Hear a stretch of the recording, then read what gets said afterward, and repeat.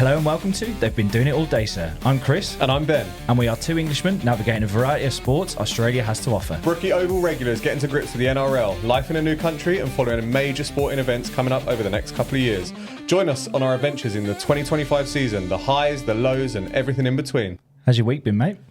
Yeah, not too bad. Thanks for asking. Been really positive, actually. Managed to secure myself a new job, which I'm very pleased with. Congratulations. Also managed to run my first outdoors 5K in Australia, which I'm also very pleased with, considering I haven't run in about 3 years. All about those fitness goals. Exactly. Love to hear it. Exactly. One of the aims at the end, towards the end of the year, I believe it is to run City to Surf.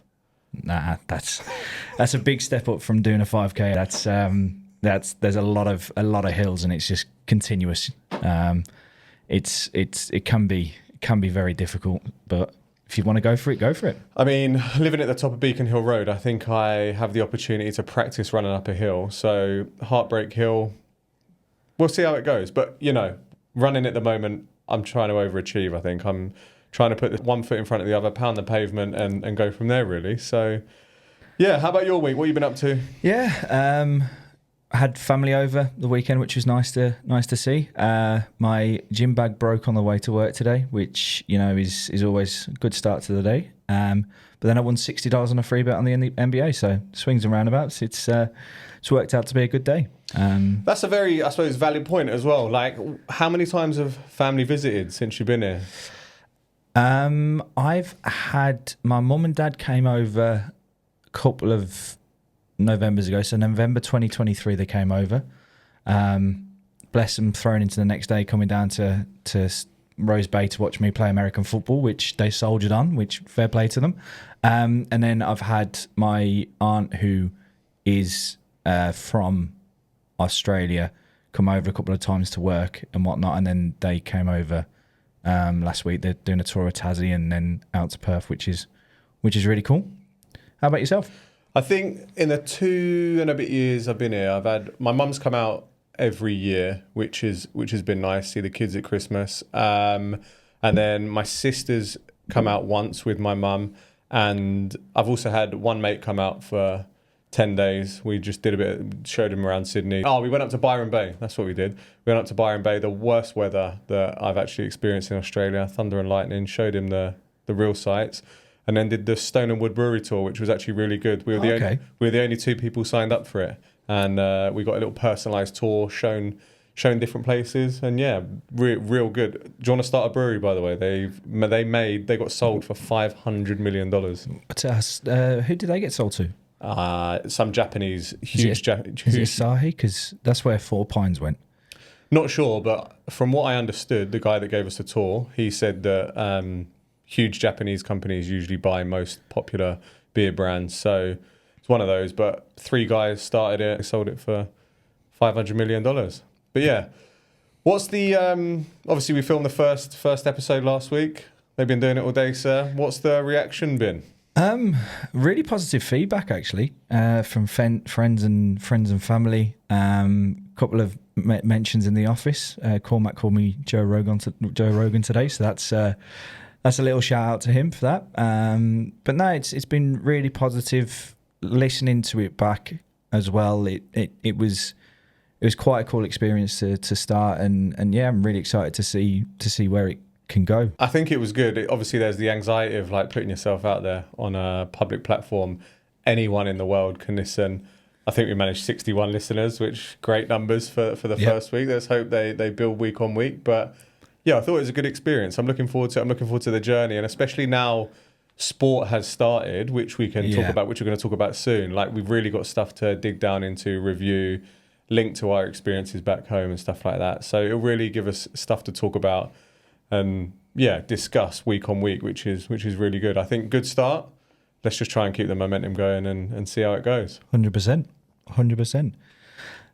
So going on from that, I think it's always a good place to start talking about our own football teams. I think it's always nice to have a reminder from back home. Birmingham with a massive 2-1 win over Rotherham at the weekend. Still top of the table. Domestic treble is still on the cards. We've got a quarter-final in the Football League trophy tomorrow morning. So yeah, could be a good season. Fighting on our way back up to the Championship. I must admit, I give you credit for your commitment to Birmingham, because one of the things that I found challenging over here is trying to get up early in the morning to watch, apologies, bang average football. Because Chelsea at the moment obviously went for a bit of a purple patch in terms of won 5 games on the bounce. So you think, the old Chelsea are back. But like, we played West Ham 7 o'clock in the morning, and I'm thinking, brilliant, I can get up and watch that. Started watching it, and I was like, this is boring. Nothing much is happening. And then It's tough. Go 1-0 down, and you're like, same old, same old. You switch off. And I think with the different kickoff times, it's really, not just, I suppose, the Premier League, but in most sports, it's really hard to keep up to date and follow stuff. Yeah, it is. And I think we're lucky in the fact that the sporting apps in this country are incredible. For those that aren't aware, there's a number of sporting apps, KO being the biggest, and then there's Stan Sport and Opta Sport, which has all the Premier League football on. And they break it down into a short highlights package, which is 3 minutes, extended 9 minutes, a mini match, which is 25, and then you can watch the full replays. So that in itself is quite handy to be able to catch up, and you can feel like you are there watching the games live, and it can keep up to date. And this time of year is always quite difficult for watching sport, I find, because of it being 11 hours ahead. It's easy when it drops back down to 9, because the 12:30 kickoff turns up to 9:30, Yeah. and then the 3:00 kickoff is midnight, so it's not too bad to stay up. The only issue is the morning kickoff then, which, if my maths is correct, I think if it kicks off at 7-8 o'clock in the evening, it's then 4-5 o'clock in the morning, which that's the only when it gets a little bit difficult. But like I said, having the apps, I think, has been very beneficial. I agree. I often, goals on Sunday, overnight goals, on Optus Sport is something that's really useful, just to be able to watch everything that's happened, but they only show goals. So when it comes to Fantasy Premier League, which I'm highly invested in, it's hard to know who's influential outside of what's actually being put on the stat sheet, which, well, don't get me wrong, what the stats say are usually the players that you go with, but you can't see like how so-and-so's performed, even though they might have scored a hat-trick. Have they actually been involved much? Like, what do they look like long-term? And you can't really get a feel for like who's doing well. I know the Premier League table or the league table gives you the ins and outs, but that's what I miss, like being fully immersed in the Premier League and just knowing everything about everyone. I'm so detached from it now, from the Premier League especially. 5-6 years ago, I reckon I could name the starting lineups for pretty much every Premier League team. Now I'm watching it going, I hadn't realised they'd signed him. I've never heard of him. If I do rewatch the games, and I think that just comes with the territory, because the knowledge has sort of shifted to what we now love watching is the NRL. You start picking up the regulars within the opposition teams as well as your own team. And that's where I think I've had that shift of knowledge, so to speak. Yeah, I know exactly what you mean, because, I mean, talking about the other sports that have happened this week in terms of like cricket and stuff like that, obviously cricket is massive over here. Yeah. So you get Cricket Info, the ESPN app, which gives you an update on world cricket, so you can actually stay up to date pretty well. Yeah. And obviously the Australians hate the English, so you get a lot of news about the English team whenever they're doing well, they're doing bad. But Premier League is still, I feel, the English Premier League, and especially for the Championship, League One, is still a growing entity over here. So you don't get as much news about it. You are just restricted to watching highlights or stuff like that. So it's with more popular sports in Australia, like we've turned ourselves to the NRL. Obviously, that's where the major news outlets cover. You get to know the information a lot more, whereas within the Premier League, unless Man City are getting beaten 5-1 by Arsenal, you're not going to hear much about that over here. So you really do have to invest your time into making time to read into who's doing what people have said and all that sort of stuff. But I mean, I mentioned it, touched on it there. England-India, T20 series. All 5 T20s have happened. England lost 4-1, which was probably a fair reflection of how things went. Yeah. How do you think it went? I still think there are glaring issues within the white ball part of cricket. I think we've gone through a digression of where we were, the last time it flipped just before England won the 2019 World Cup, that England were in a bit of a hole with their white ball cricket.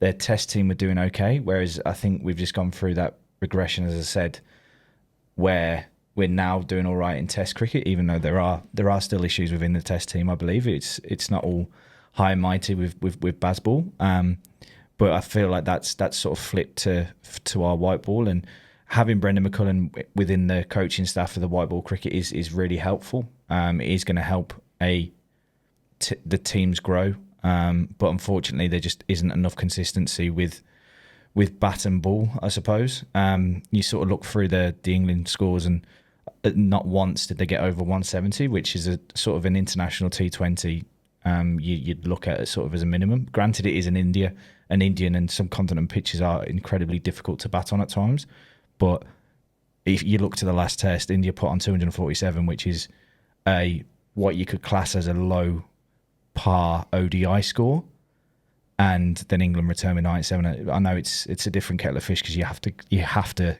go out with the mindset of, we have to hit sixes from ball one here to be able to chase down that total. But it's going to be interesting to see what changes are made for the ODIs.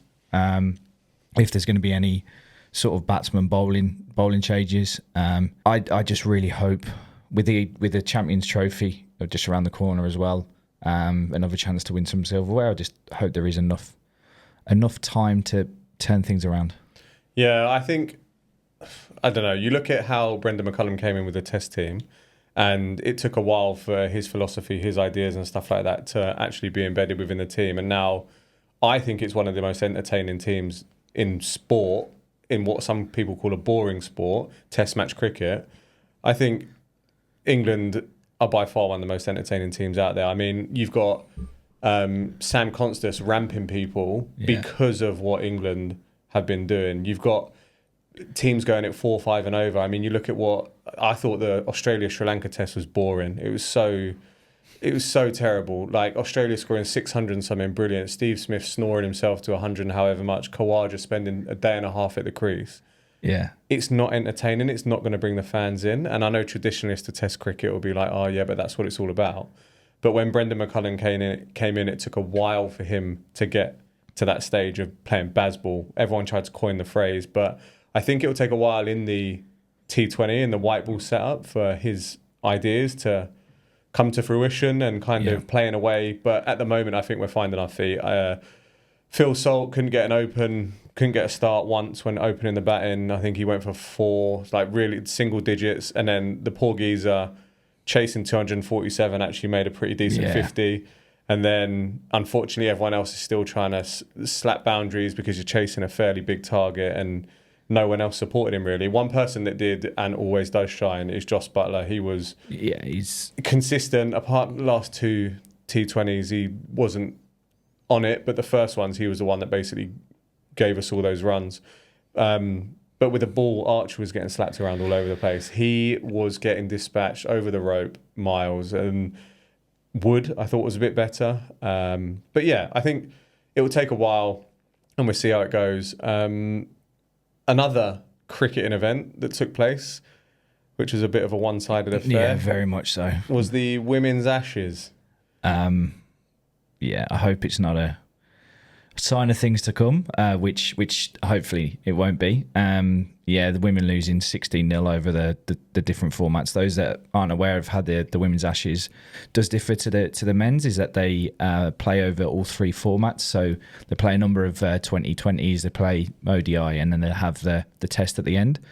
It was on that, just flipping it. It's great to see, I suppose, for the first time a woman to get onto the MCG honours board from a test side of things, which is brilliant. Agreed. I believe she scored 160 odd, I think it was, in that test, which is incredible, and it's just great to see how the game's growing in itself in Australia, and I think you can see that within how well the Big Bash is received. I know they're trying to do something very similar with the 100 in the UK, which is starting to get there, and with having independent independent people take over the franchises, I think may help that. But yeah, losing sort of 16-0 isn't the best. Well, it's the worst result. It's the first whitewash within the new format, and when you look at to some of the key parts of it, England dropped 7 catches on one day. Which win matches. They do, and if you review performances, and if you were to say, a team dropped 7 catches over a three match test series, you'd be like, well, then that's massively key. But to have 7 drops on one day, with some of them being very, very regulation catches, didn't exactly help. Well, I read before this that this was going to be one of the most closely contested Ashes series going. England felt that they were right up there. We're going to pose a threat to Australia, and you could tell from it was T20s first, wasn't it, or was it ODIs? No, I think it was the T20s first. You could tell from that just England weren't up to scratch. Getting ripped apart. The opening order was getting opening batsmen were getting ripped apart, and couldn't get a wicket. Like there was one test up in Brisbane, maybe I can't remember where it was, that got rained off, and we're arguing with the umpires about it being called off and not shaking hands. I don't know. It just felt a bit we're nowhere near, and unfortunately Australia are superior, by far the best female cricket team in the world. So fair play to them. We also saw the kickoff of what I think is a lot of people's audition for the British and Irish Lions tour that is coming up later this year. The Six Nations started at the weekend, in for a hell of a tournament. Yeah. So it kicked off, when was it? Friday night? Yeah, Friday night, so Saturday morning. Yeah, France took on Wales. Wales just didn't have anything to really counter France with. Dupont was incredible. Great pronunciation. Thank you. I do try. He's there's a reason why he's renowned as arguably the best player in the world at the moment. I don't really think there's much argument in it. He's an absolute magician from scrum half, and he's doing stuff that you'd probably expect your fly half to be doing, with the little sort of floaty chips to the corners and creating a lot of space. So some of it that you'd expect coming from your 10, and he's essentially a 9 and 10 rolled them into one, and he's so hard to stop. For a man that's decided to leave the 15s team, go play sevens, go win that, come back and go, do you know what, I'll give this a crack, and then just tear it apart game one. Yeah. He's by far the best player in the world. I think France are going to be a formidable force. Yeah. England at Twickenham next week, which will be an interesting one. We'll talk about England in a bit. But Scotland, Italy, what were your thoughts on that one?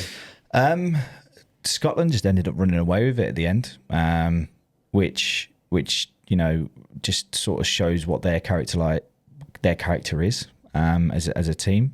With saying that, Murrayfield is an incredible stadium to go visit. I've been up there for the European Championship finals, and it's just such a brilliant venue. And to play up there, I think in an international game, I think it's always going to be very difficult. Flower of Scotland just banging out on the sound system. Yeah, it'll probably be a bit nervy. Italy, I've loved watching this growth of this Italian team.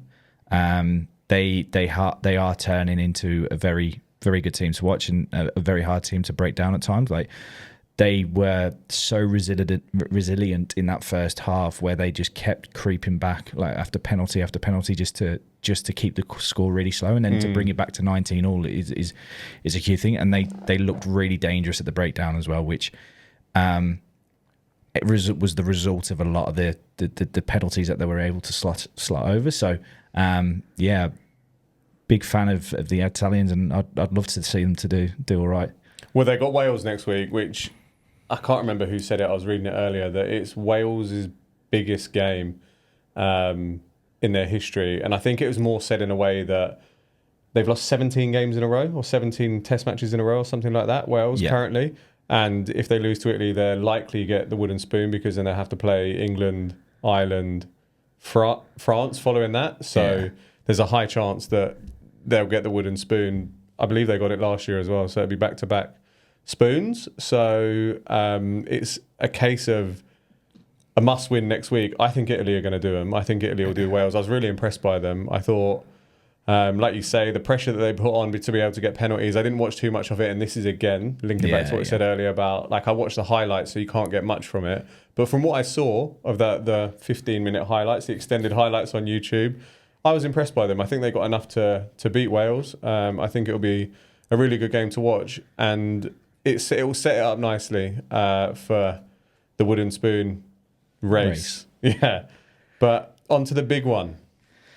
England, Ireland. Now, I was expecting to wake up in the morning and see Ireland blow England away. Yeah. I woke up at half time because I got woken up by my child crying. So I was like, I'll watch the second half. I didn't really see the first half. But in the second half, from what the commentators were saying, it just looked like Ireland weren't at the races in the first half. And they decided to step it up a gear like a team that had been there before. And their attack just seemed to flow. They were putting pressure on, constant pressure. I don't think England maybe had 2 or 3 attacking plays in which 2 of them were towards the end. They scored from one with the last kind of like possession of the game. The scoreline was a bit flattering for England, I feel. But I question some of the referees' calls. England 10-5 up at half-time.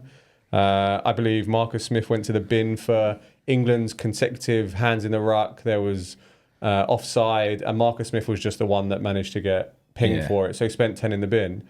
Then just after half-time, I believe the ref spoke to Itoje, or both captains. He brought both captains together and he was talking about if anyone runs in after anything kicks off again, you're going to the bin. James Lowe ran in after a little scuffle and didn't get sent to the bin. He also then went in shoulder to Tom Curry's chin, which could have been a red. And I just think there was a bit of inconsistencies in the refereeing decision. I don't think it would have changed the game, but there were key points which Ireland got points from. There was a line out as well, which Itoje apparently pushed someone. If it was a push, it was as he was on the way down and he was arguably leaning on him. And that led to 3 points, and then they scored a try after that. And I just think England, the relentless pressure of Ireland got to England. I don't think they, like I said, they would have made any difference to the game. But Ireland were pretty impressive in the second half. That's definitely going to be the winning final, so to speak, is Ireland-France. That's going to be a great game to watch. 2 teams who are just at high points of their game at the moment, and I know a lot was said about sort of how Ireland are going to react without Andy Farrell there. He was there, he was in the crowd, but I think he was looking for people who he was going to bring over here. Yeah, exactly. I think a good handful of them are going to be coming from that Irish team. And the way to react that you've sort of lost your head coach, it's going to be different around the camp. Implementations are going to be different, but to then come and put in that sort of gutted performance.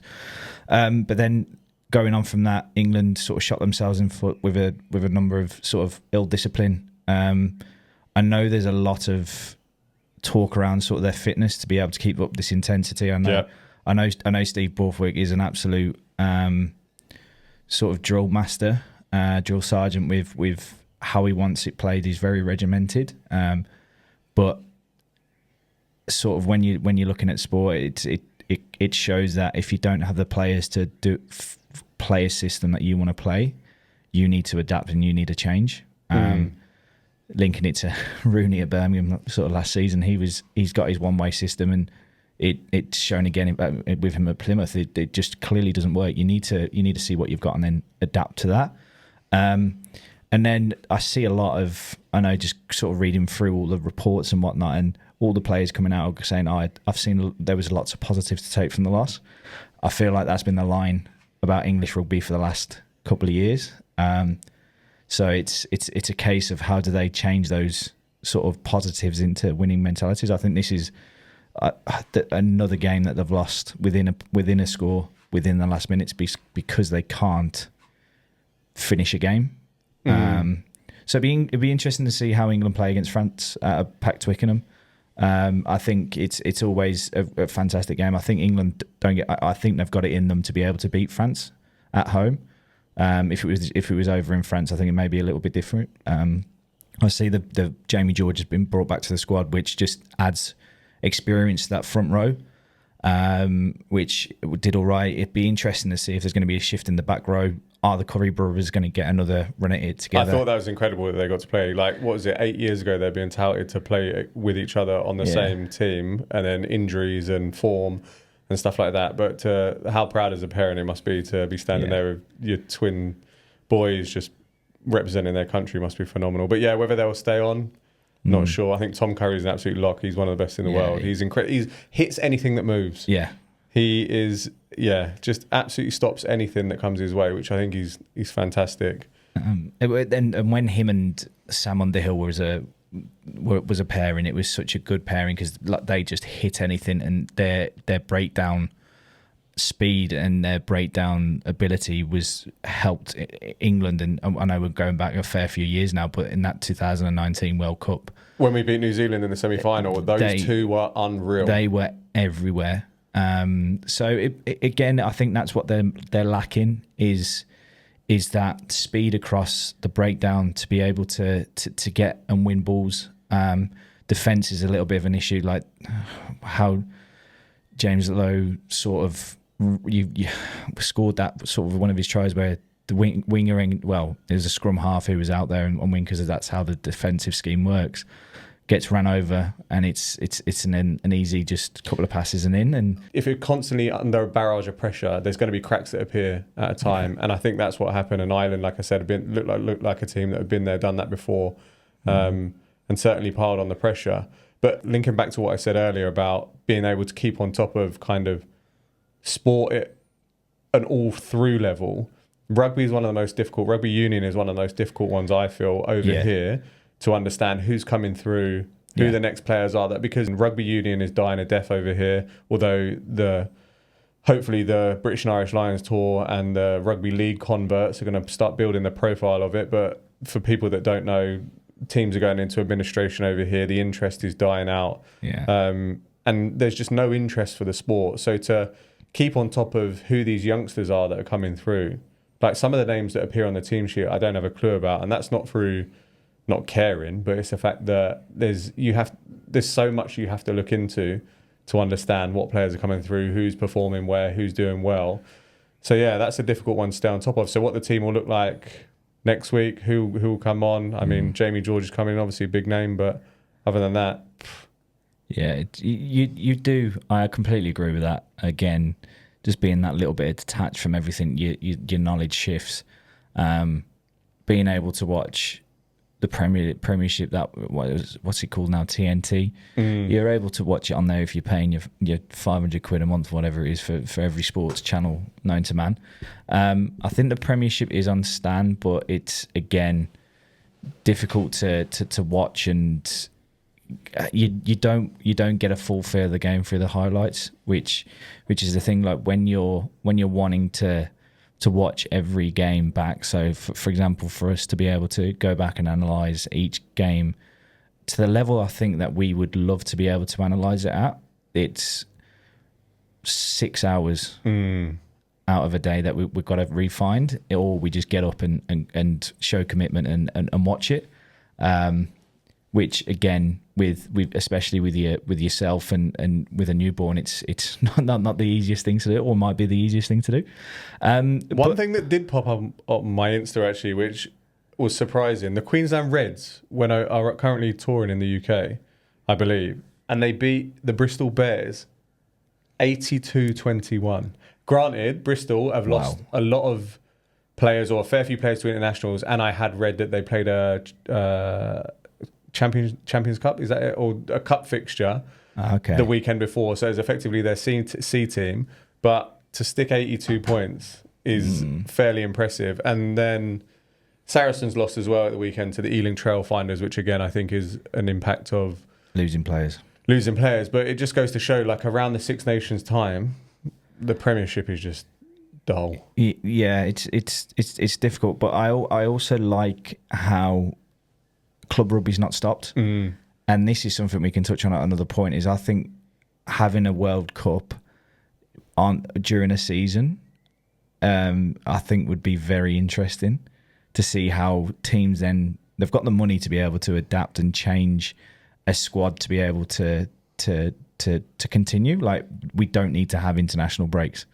We can, if you're wanting to, you can go watch Arsenal play whoever, Brentford, and then go to Wembley to watch England. Like, I think it's probably my own rogue thought, but I think it's something that could pull an interest back into internationals. There is far too much money in the Premier League for that to be happening. So I don't think there will ever be any breakup of the Premier League being the best product, soccer-wise, football-wise, in the world for a World Cup, even though the World Cup is one of the most watched sports.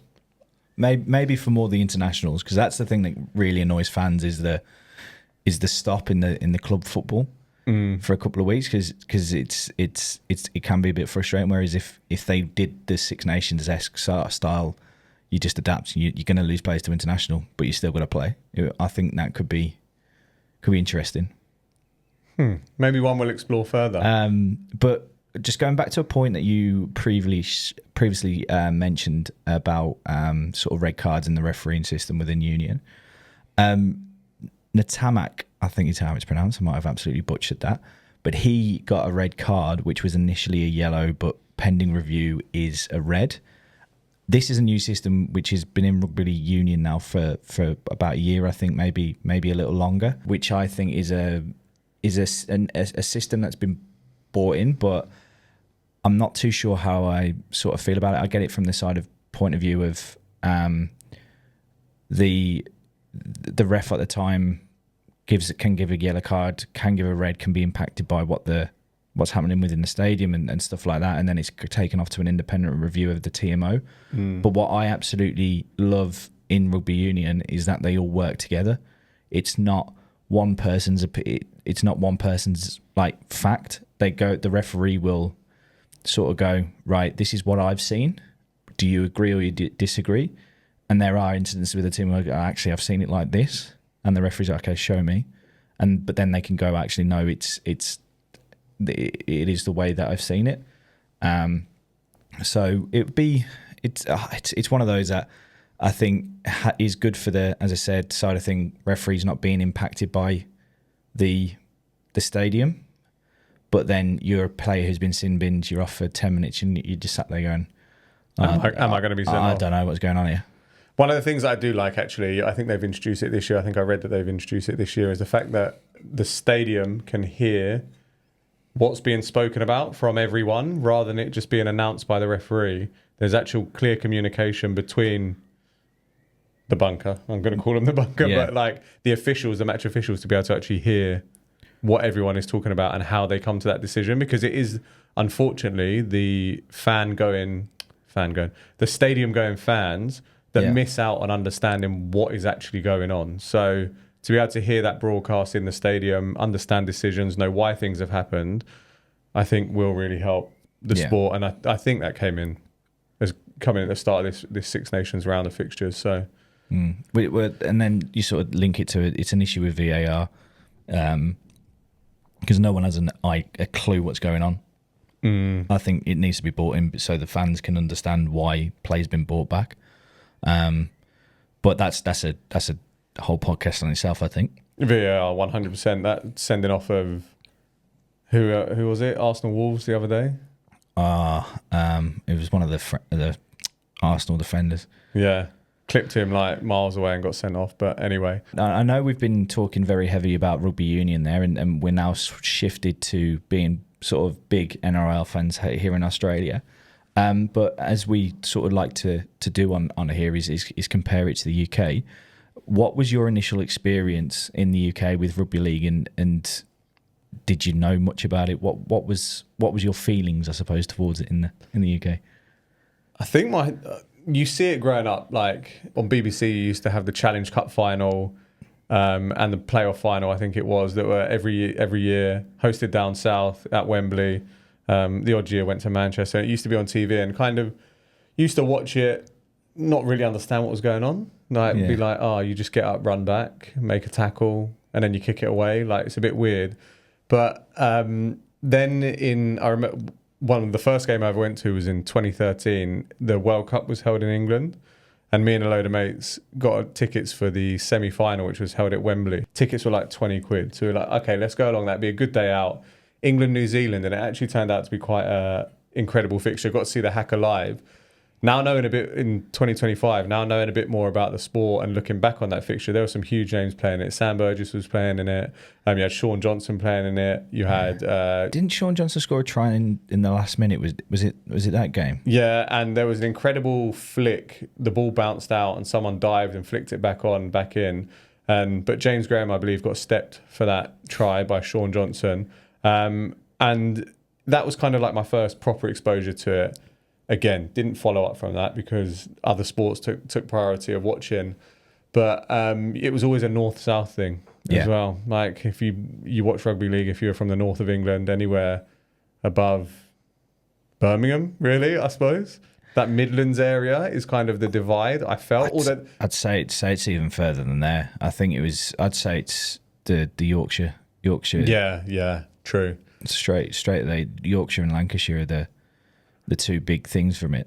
They tried, I don't know if they're still a team. This is what I know about the Super League. London Broncos, like they used to be a team. I'm not sure whether they still are a team anymore, but I don't think they accrued much interest in terms of people going along and watch. Obviously, for your diehard fans, they would go along and watch, but rugby league in the UK is and probably still is definitely a north-south divide. So yeah, that was kind of my exposure to it. What about yourself? What was your experience back in the UK? Well, my dad was always a massive sort of sport fan. Loved his rugby league as well. So every Friday night, I always remember that would be on before he went down to the pub to meet his mates and stuff. And it's always the music of the Super League on Sky Sports that I always remember, the upbeat when the commentators going, "Oh, it's a great pass down the line," as long with the music as they sort of score the tries and try time and all that. It was quite. I was always around it. Was never that much of a massive fan of it. Enjoyed watching it when it was on, but I would never have gone out of my way to watch it. But the funniest thing was this point that I'm going to make now is it shows how big of it is up in sort of the Lancashire and up in the north of England. I went to Wigan away in 2009, I think, when Blues were still in the Premier League, and they were on the coach, and there was a sign that said "Welcome to Wigan, home of the Wigan Warriors," and then a little sign underneath said, "And also Wigan Athletic at the Premier League team, Wigan Athletic." And I was like, that sort of sums up. Didn't Wigan win the FA Cup around a couple of years later? Yeah. But I apparently there's been a load of Wigan fans who have complained about the hierarchy.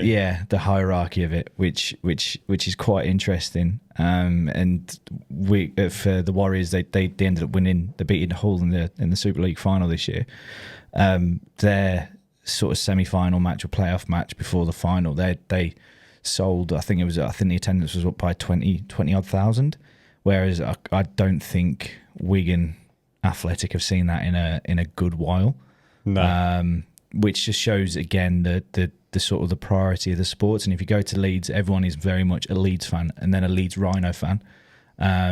So it's quite an interesting thing of how it is perceived, as you said, that north-south divide when it comes to rugby league. But saying that, why then did you come over here, and why was the NRL a big interest of yours? Yeah, good question, that one. So I travelled Australia in 2016, and I was up in Cairns. It wasn't Cairns. So I started in Cairns, sorry. And I took the bus down to Townsville, and I randomly was walking down Townsville High Street.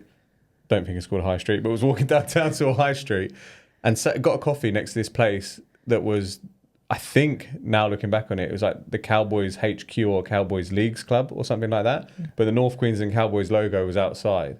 And I was like, oh, I wonder who they are. So I did a bit of research, thought they were an NRL team. Anyway, did a bit of travelling down the East Coast and ended up staying with a family in Perth. Yeah. And that family was Cowboys mad. Like pretty much the first thing that they said when I told them I'd seen the that I was in Townsville and seeing the Cowboys logo. They're like, "Oh, have you seen the 2015 Grand Final?" I was like, "No, was it a good one?" Well, was it a good one? Of course it was. The Cowboys ended up winning. Ben Hunt, who has now gone back to Brisbane, obviously fumbled the kickoff in Golden Point, and then Jonathan Thurston cemented himself, and I got the whole history of everything. Like, that's where I got told about everything. Yeah. And from then, I flew back to the UK after traveling, followed the Cowboys for a bit, like, because I'd been told about their history, who the players were. I think it was when Jason Taumalolo was coming on the scene as well. So followed him for a bit. And yeah, followed it, but not intently. Like, it was on Sky Sports, I think, or at 10:30 on a Saturday morning. You might catch a Friday night game, or on a Sunday morning catch a Saturday night game, or the other way around, sorry.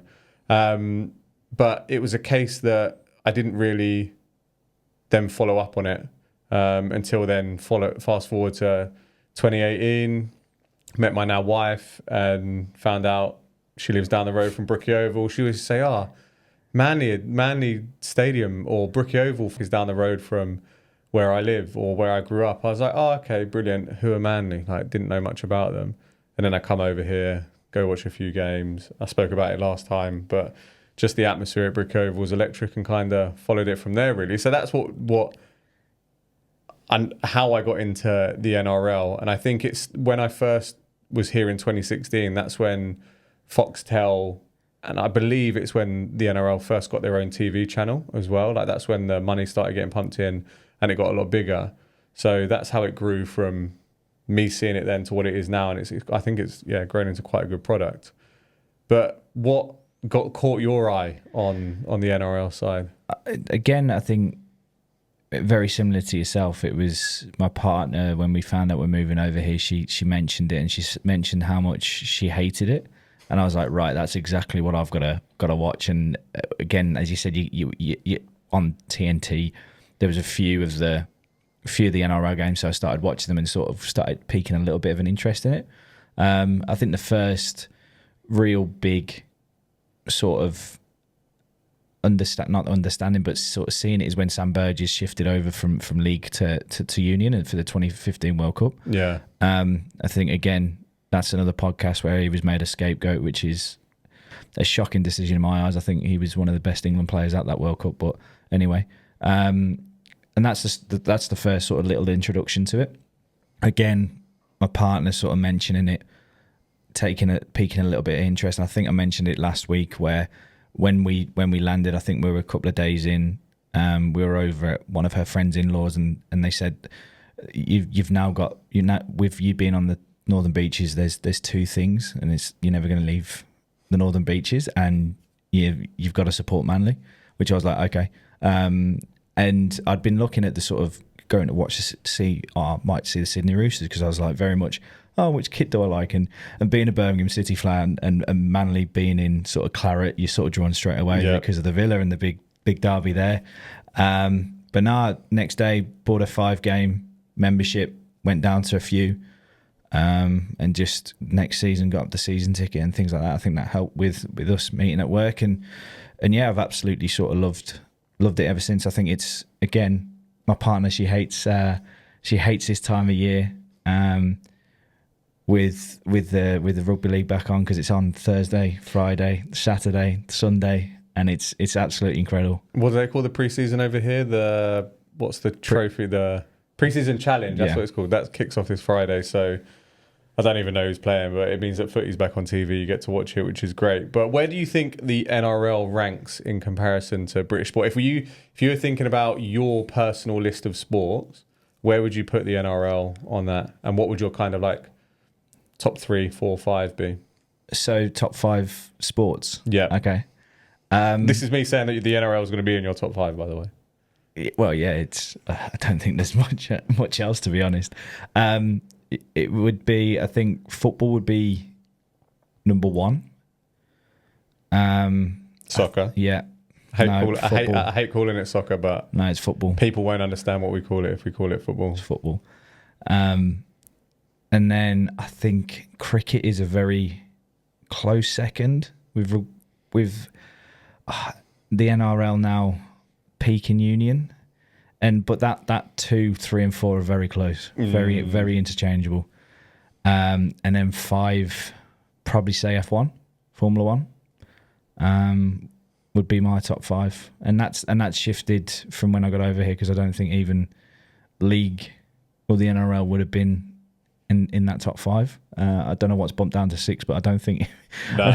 I don't know what that would have been, to be honest. 3 years ago, rugby league would not have been anywhere on my radar of sports. I think it was football, like constantly just going to watch live games, stuff like that, being engrossed in fantasy Premier League, like everything. But now, honestly, like I think the NRL's up there. It's number 1 or number 2. Really? I think just our experiences over the last couple of years of following a team, like we spoke about some of the positives last time of how accessible things are. Yeah. I think that adds just to the buy-in, I think, of that. It's a great sport to follow.